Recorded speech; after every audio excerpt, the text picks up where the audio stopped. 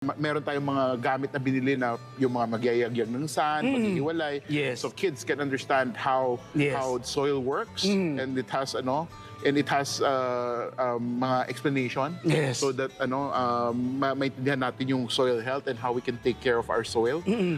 Magkakaroon tayo ng sunflower maze, which is like a sunflower maze na pwede ka mag-picture tapos nasa loob ka ng sunflower maze. As in, may mga sunflowers. Marami pa. Tapos meron tayong free paddle boating, meron tayong free go-karting doon sa lake. Tapos we have 6 meals for 1,500 from Sunday to Friday. Pag Saturday, medyo mahal lang ng konti kasi marami nag-aagawan sa slot. Kaya huwag naman kayo 500 lang, 2,000 per pero 6 na beses naman kayo kakain. Nagtatrain din po ba kayo dito ng mga farmers sa Uli? Nagkakandak ng seminar? Yes, we're actually not just the farmers. So even yung mga taong like you, yung mga viewers natin or anything, if they want to study faith gardening, they want to do bioflux fishing, they want to do modern agricultural practices. Meron tayong mga courses na binibigay, and it's offered for very minimal cost, and every time you take the course, nagtuturo tayo ng mas marami. Kasi yung nakukuha naming pera sa training, hindi namin kinukuha, hindi namin kinukubra. Siya iniikot namin para sa sistema, para mas marami po ang ating maturuan. Yun talaga naman. Ngayon po, pag pumunta dito yung ating mga kababayan, ano na ba yung nakaputap na dito? Pwede na makita. So for now, we have a very, very huge swimming pool, which is an infinity pool. Yes. Meron tayong yung favorite ng lahat na ATV. So meron tayong ATV trail. We also have the playground, which is huge. Sobrang laking playground. It's like sa lahat ng resort na napuntahan ko malapit sa Manila, I think we have the biggest children playground na free. We have an outdoor gym here. We have the man-made lake. Probably when you air, it's already open. So you can already do paddle boating and free go-karting there. Yung go-kart namin hindi yung gasolina. Doon sa main gate natin, pagpasok namin, bubungad sa yung nasa right side mo. Napakaganda. Yes, oo. So meron tayong fun farming tour, which means iikot kayo, tapos mag-fish feeding po tayo. Alright. Pwede tayo mag-fish foot spa. Pwede tayong mag-sort ng eggs para magpunta po tayo sa chicken houses para makita natin how ano. Pero yung sorting ng eggs, may evolution po yun. So now we're building an area where we will put the chickens and kayo na po yung sariling magka-harvest ng eggs. Yun ang pinakamasarap pa, Uli. Kailangan kasi, alam mo yun, what I believe in is like we're all Charlies. Yes. Tapos yung sa kabilang side naman, mga green leafy naman to, nakita namin. So parang gusto ko yung feeling natin para tayo nakakuha ng golden ticket, parang si Charlie and the Golden Ticket. Charlie and the Chocolate Factory.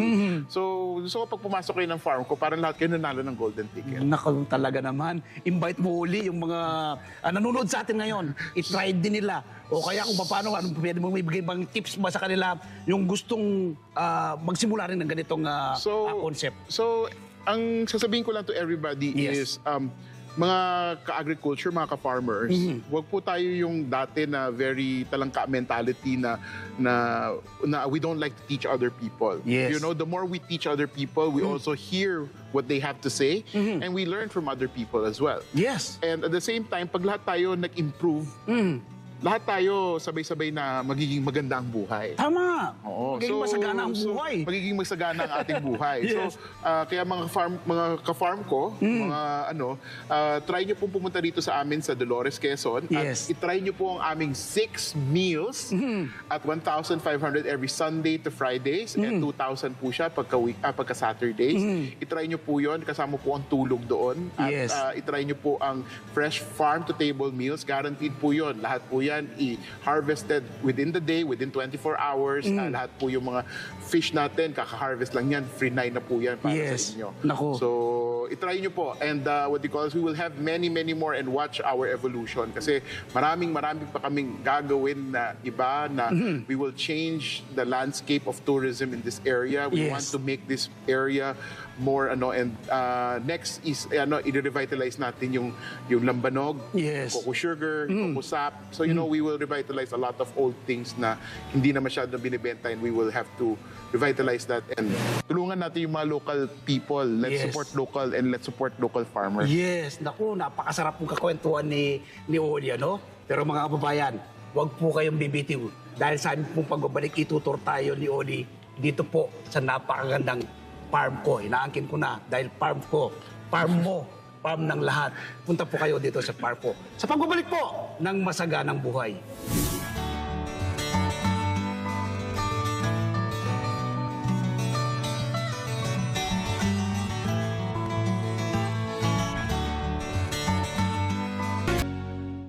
Nagbabalik ang masaganang buhay. Kasama ko pa rin po si Sir Oli. Ngayon po, itutur tayo dito po sa napakagandang farm ko. Sir Oli, itong nasa side natin ito, ang gaganda ng mga bagong tayo yan. Opo, mga 10-meter family domes natin to. Yes. Capacity nito is minimum 4. Yes. But we can house up to 10 inside. Alam mo naman, yung mga pamilya natin dito sa Pilipinas ayaw maghiwa-hiwalay. Yes. Gusto kasama ni Lola, Lolo, lahat magkakasama. Tatay, nanay, kuya, ate. Lahat yan. Opo. Marami pong mga bagong ginagawa, Sir Oli. Oo, meron tayong mga playground na narito, meron tayong outdoor gym dyan, and dito rin meron tayong, pagka hindi umuulan, meron tayong drive-through movies Yes. na ginagawa. Tapos meron din tayo ditong, ginagawang sunflower maze. Yes. Tapos meron tayong ginagawa ditong, what do you call this, another 30-meter dome that's going to be called Camp 101. So, yung mga takot ho sa labas na mga tao na takot sa weather and everything. So, Yes. pwede tayo mag-camping, nagagawa tayo ng sarili nating tent inside the dome na may aircon. Oo, fully air conditioning nga Yes, itong mga yes. dome natin. Opo. Ang ganda ng concept, Sir Oli. Saan mo ito nakita or talagang ikaw nag-conceptualize nito? Kasi growing up, I really gustong-gusto ko yung farm. Yes So, what do you call this? Tapos yun nga, yung farm to table, very alluring sa akin. Nung Yes. bata ako, I remember na pupunta ako sa Tagaytay, Yes. doon sa garden ni Aling Sonia. Wow. At kumakain tayo ng mga salads niya and everything. So, uy, sana ako din may ganun. Pero parang sabi ko, I don't like it to be very westernized. I Yes. like it to be more Filipino. So, wag ko kayo mag-alala. Susunod, lahat po itong street na ito, makakakita po kayo ng gulay ng bahay kubo. Nako. Habang kumakanta kayo ng, singkamas, Yes, at talog, sigarilyas, at mani. mani. Yan, ganyan. Sir Oli, ito. Ang gaganda po nito. Ayan, ano po itong mga nasa... Ito po, honeydew. Yes. What do you call, Wow. sinaserve natin yan sa guest natin. Tapos Yes. sa susunod, may pakwan. may pakwan. Tapos merong pumpkin. Tapos merong butternut squash. Yes. Meron tayong chilies. Opo. Meron din tayong mga talbos ng kamote na nariyan. Meron tayong mga sinturis, Yes. rambutan. Marami tayong langka, coconut, syempre. Hindi Yes, ito. mawawala ang Coconut, di natin. nawawala. So in our property, every single hectare has to have 250 coconut trees. Wow. So ngayon nakita mo, kala mo hindi 250 yan, pero pagka in-aerial view mo yan, 250 yan, pare. Talagang bilang na bilang, ha? Kailangan 250. No, kasi this site is really for coconut sustainability. Yes. So dapat mapakita natin sa mga coconut farmers para tayo kikita ng malaki Yes. na meron tayong coconut na nasa paligid natin. So, ginawa natin siyang sort of permaculture mixed with short-term vegetables, with Yes. with chicken, with pig, with fish. lahat Yes. Sa unlimited drinks, Sir Oli, yung coconut natin, na. juice, Opo, galing po yan sa kasi po meron po tayong planta ng coconut, yung tubig po niyan, Yes, concentrate natin tapos Oh. binebenta po natin sa abroad. Luntian, grabe, ang liwanag sa mata. Ito nga hinahanap ng mga taga Metro Manila, Sir Oli. Kita mo, ha? Hindi naman po laging ganyan yan kasi but we try to make sure Yes. that we don't have a big patch na walang laman. Yes. Kasi cycle naman po yan Madalas ang gulay natin ang cycle 4 to 6 months. Opo. So talagang meron tayong mga 4 months in a year na medyo kita nyo parang tumutubo pa lang yan. Yes. Pero once naman na naging bountiful yan, very at saka maganda yung ikaw mismo nakikita mo yung kinakain mo. Bless kami ngayon, Sir Oli. Bagamat umuulan, natsyempuan namin yung mga tanim mo. Fruiting sila. Ay nako, swerte natin kasi talaga sabi ko, kailangan December, kailangan lahat yan meron. Yes. So, nandito po kami sa taniman ng kalabasa dito po sa farm ko. Naku, napakagaganda. Sir Oli, ng mga tanim yung kalabasa. Ano pong tawag po nyo dyan? Yan po yung tinatawag nating butternut squash. Yes. So yun yung ginagawit natin para magluto tayo ng squash soup para sa mga guests Napaka-healthy natin dito. yan. Oo. Siyempre, maraming sa vitamin A yan. Yes! Paano po ito tinatanim? This is direct planting. Okay. So, yung mga ibang klaseng squash, nag-tray tayo, nag-seedling tray tayo. But this time, Yes. yung mga agricultures na nakita yata because of good weather conditions, nag-direct planting tayo. O yun, so mas maganda po siyang bumulas. Paano po natin malalaman ma-harvest na siya o ilang araw po yan o buwan bago siya ma-harvest? Ang ano daw is about 55 days 55 days, to alright. get your first harvest. But the Okay. peak of the harvest is around 90 days. So medyo malalaman natin kung yung halimbawa, yung medyo nakikita nyo doon na kulay, yung parang kulay pakwan, Yes. yun daw ay kailangan medyo magabok na para harvestable. Oo. Tapos yung nakikita nyo naman ng mga kulay puti, yun naman ay magba-brown. Yes. So pagka nag-brown siyang parang kulay kalabasa na, Yes. what do you call this, harvestable na rin. Ito yung sineserve Yes. sa ating mga guests dito sa farm ko. Yan syempre, kailangan Yes. yung galing dito. Hindi pwedeng, may pinuntahan pa. Lalakad lang. Yes. Kuha yung ating mga farmers dito and then they just bring it to the kitchen and the kitchen prepares it to you fresh. Meron din po kayong concept dito yung pick and pay na kunyari po meron tayong mga guests, gusto mong mamita sila. Meron po. wow, Lang siya, maganda. per kilo po yung pricing natin. Yun! So kahit na ano pong nariyan, Yes. ay ngayong, especially ngayong December, actually ngayong January, ngayong Yes. pag ano natin dito, Yes. meron tayong pick and pay na available. Ayun! Ako, talaga naman. Lipat tayo. Tingnan pa natin yung mga tanim dito sa farm ko. Tara po. Okay? Nandito na po tayo ngayon sa fish pond dito sa farm ko, no? Sir Oli, ano pong mga isda to? Cream dory yan, Okay. pero ito yung tinatawag naming galunggong dory. Alright. So ito yung bago naming ilalabas kasi yung galunggong natin ngayon from China, ini-import Yes. pa natin or from Malaysia, from Yes. outside.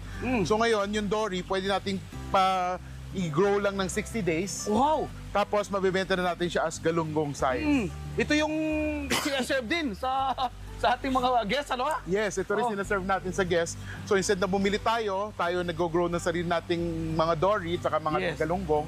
So yun, kita naman natin, pag pinakain mo, yan Oh, yan na sila, oh. Tapos, ang ganda po ng pan natin, ano?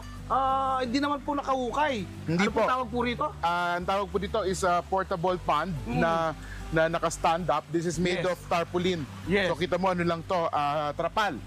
So very mura lang ang ganito. Meron tayong mga setup na nasa bahay na mga 20,000-30,000. Meron ng kompletong setup na yun eh. Yes. So ilan po yung ganito natin ngayon dito sa farm ko? For this size na 20 meters, meron tayong 6. Oo. Tapos meron tayong 14 na 30 meters. Wow! Talaga naman. Tansyado nyo po ba kung ilan ang mailo-load sa isang pan na ganito? Depende kasi yan sa species ng fish. Kasi we Opo. have pearl fish, Yes. kingfish, tapos meron tayong tilapia. Tilapia, okay. May hito rin tayo. So, para sa dory, medyo maganda kasi Oo. hindi nila kailangan ng masyadong maraming tubig kasi Yes. they are air breeders. So, para silang they're actually catfish. So, pag catfish, so mas mataas ang stocking density nila. Oo. At the same time, 60 days, mapepera na ng mga farmers natin. Wow! yan. Meron po mga isda, yung carnivorous, kung nagkakain ng kapwa isda. Ito po hindi. Carnivorous naman din lahat. Most fish except for tilapia is Yes. carnivorous. Okay. So this is also carnivorous, but if they are the same sizes in a Oo. pond, hindi naman nila kayang kainin Ayun! kasi. So dapat pantay-pantay. Pantay-pantay, yes. Monitor mo rin ang laki po Tapos nila sa pagka 60 days hindi na. Oo. After sizing na 'yon. Sizing na. Pagka meron tayong mga 20 pieces for 1 kilo, meron tayong 10 pieces for 1 kilo. So iba-ibang presyo na lang po 'yon. So yung pinakakain po natin mga pellet, ano? Pellets po ngayon. Yes, oo. Pero ang maganda sa catfish is yung mga natin sa food sa mga kitchen and everything. Yes. Pwede nating i-dry, Oo. tapos ipepelletize mo ulit. Pagkain na rin nila. Wow! Talaga nasa cycle mo siya. Yes, Talaga yes, naman. Sige, ikot tayo dito, Sir Oli. Dito naman po kami ngayon sa hatchery area ni Sir Oli, no? Iba't iba pong mga fingerlings. Yes, yes. Ano po? Ilang fingerlings na ano po tayo dito? Basta every butas, meron Yes. tayong iba-ibang klase, iba-ibang oras. Like this one, Yes. this is also dory.